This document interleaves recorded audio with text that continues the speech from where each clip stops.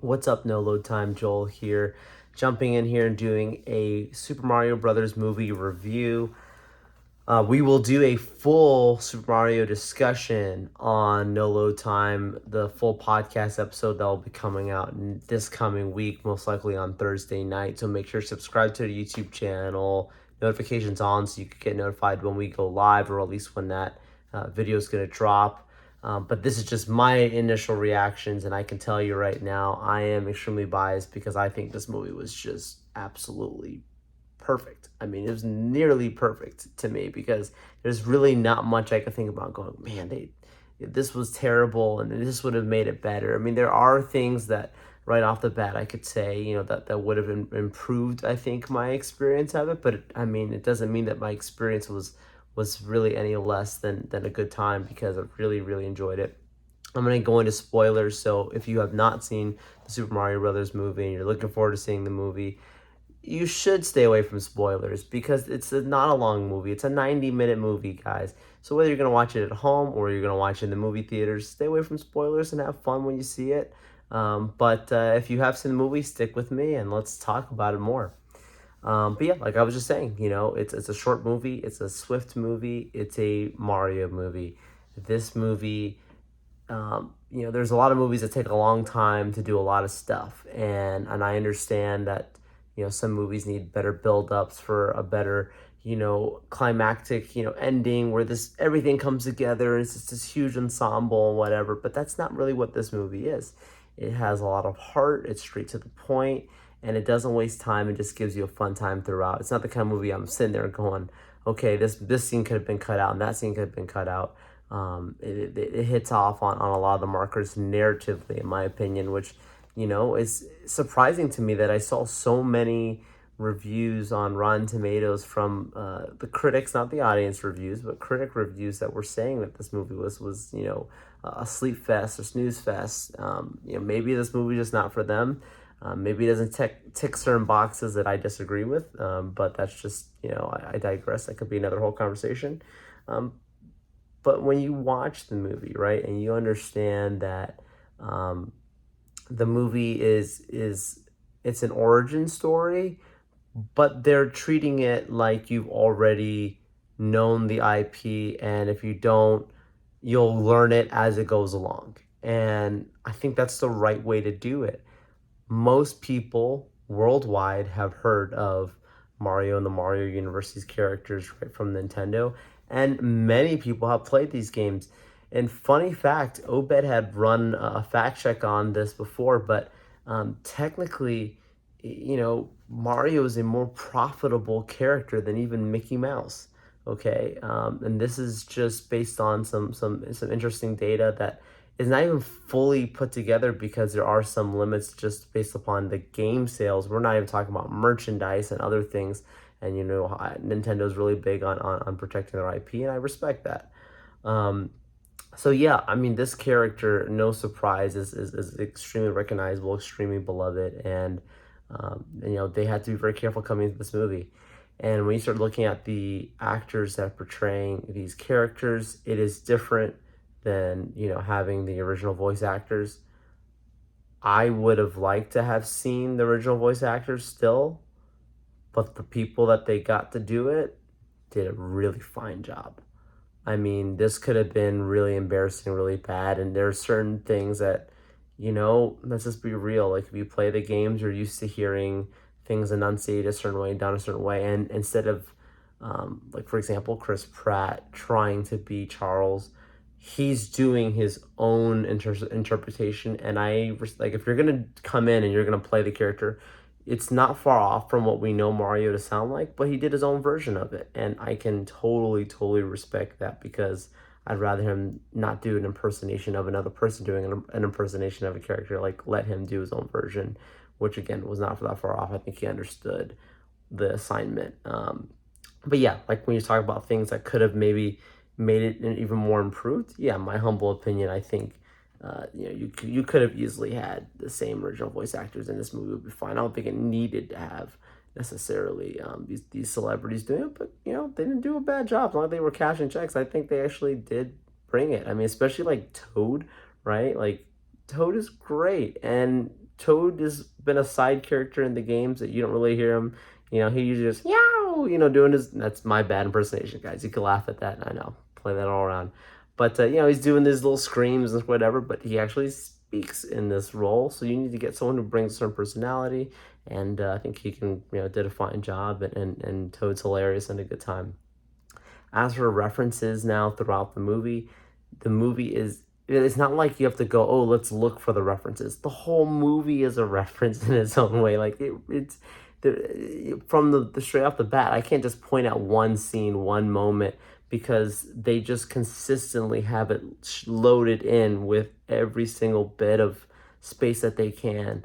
And even with that, they didn't even reference all of the Mario universe, which we know is a massive thing, right? But my point being is there's plenty of source material for them to continue, and I'll talk about the post credits here in just a second.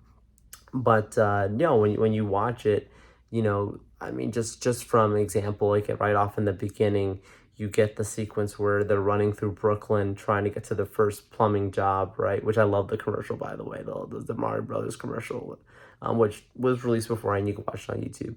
But when they're running and they the camera cuts back to that two-dimensional playthrough style where they're kind of going over the obstacles to get to the job, and like they do that throughout the movie. Like there's other moments where you have that and the obstacles are exactly reminiscent of the actual game itself. Some people can be like, that's clever, cute. And people are like, what? I think like it makes sense. It didn't feel again shoehorned. It just felt like it's right. Like this is what we're doing.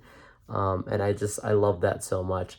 And then you also start looking at, how they ended up treating off, just these legacy characters as a whole. Like for example, Princess Peach was not the one that was taken, but she's still very quintessential to the whole overall storyline. Like Bowser is still trying to get Peach, but he's not trying to get Peach in the way that you may have thought in the original, where it's like, oh, he's just keeping her hostage to get at Mario. It's like, no, he actually wants to be with her, and it's a joke. And having Jack Black come in and portray that, it's like, it's still to me worked for what we know the original games had, and it wasn't like a huge detractor. And I'm sure it's what Nintendo was why they gave it the blessing that they did, right? I thought Luigi was really, really fun, really, really sweet. I just love overall, and if you watch the MegaCon panel that we posted for the voice actors from the game, one thing that's very consistent with these games is that it's all about the heart and these characters having fun, but really just trying to be good people. And when you see how throughout it's always like Mario could be in a moment where he should be scared, and he just rises to the occasion, and he's like, I'm not going to be scared, I'm going to push through, and I'm going to be there for my friends and be a good friend and be a good brother in this one in particular. And then you see that with the other characters as well, like Peach and her people, right, and her kingdom, and Toad, like I like promising, like I will never leave you, I'll be there till the very end. And you're like, this is like super wholesome and super sweet, but also like just strong characters being portrayed in something that could just be looked at as like a goofy kids movie. And like you don't look at it that way, you would miss out on these really good, I think, messages that are being put into the movie. And I'm like, that's great. Like I could cheer for that. That's awesome. Yeah, Bowser was really cool. Jack Black did a really good job. And the Peaches song, I love that they went into the post credits and still had him doing the Peaches song and showed that he's technically in the palace, a prisoner Peach as the tiny Bowser. So I think that's a really cool thing there. Obviously, if I go backwards to talk about other moments in the movie that I really enjoyed, you talk about the good Mario Kart scene, huge scene, perfect setup, the Donkey Kong sequence, great scene, great setup, fun. I just can keep talking about moments that were just fun and really good, but that's why I'm saying it's not a long movie, and the parts that they had, I liked it. Then you want to talk about now just the post credits, the very ending, right? So the very ending, we get the Yoshi scene, with the egg being found. I think clearly we all assume that's the next movie. We'll wait and see. I hope that they do continue on. That's something I appreciate. It's like, as I said before, about how they do show a lot of the Mario world, and the whole thing's a reference. They didn't show everything. So, like, if I was to make predictions right now, like, they held out on Waluigi and Wario, right? So, like, you don't have to have Bowser again. You could still have Bowser involved in it, right? But I mean, like, as the main villain, Bowser's probably gonna be in the movie, right? But if you continue on, you can have like Waluigi and Wario as the villains, and have Yoshi obviously be a major character of kind of the pet, the friend, another friend of Mario and Luigi's. So like I love that they held out. They didn't show Toadette. They showed Toad, but they didn't show Toad. Like that could be another arc that they add in this character. And then they could just cross into other parts of the lore and of other characters, Kirby and whatnot. But maybe this will be a thing. Maybe this will be a thing as it does well. Hopefully, it does really well. Maybe they will continue on Illumination, in partnership with Nintendo, and make these other characters. Maybe we are leading up to. It sounds crazy saying it was like an Avengers style, gaming universe where we get to the Smash Brothers movie. I don't know. Time will tell. But this is just my early reactions, impressions, and breakdowns from the movie. Tell us what you thought of the Super Mario Brothers movie. Did you like it? Did you not like it? What were your thoughts? Be friendly. Say what you need to say, but do it in a nice way down in the comment section on the YouTube channel.